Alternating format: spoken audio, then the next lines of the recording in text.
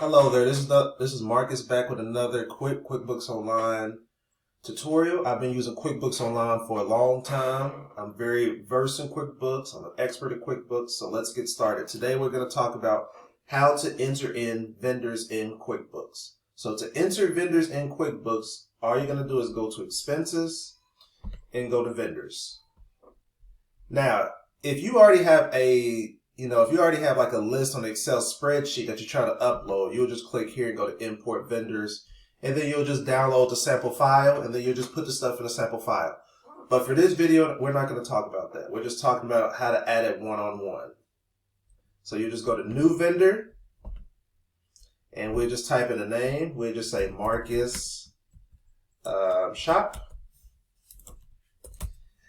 And then if you want to enter in all this other stuff, first name, email, mobile number, website, all address, add an attachment on here.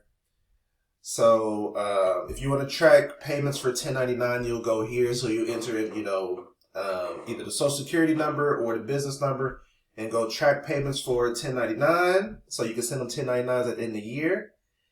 And then once you're done, you'll just click on Save. And that's it. If we scroll down now, we're going to see a vendor called Marcus Shop.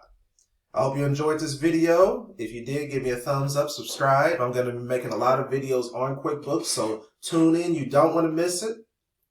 And you take care and enjoy the rest of your day.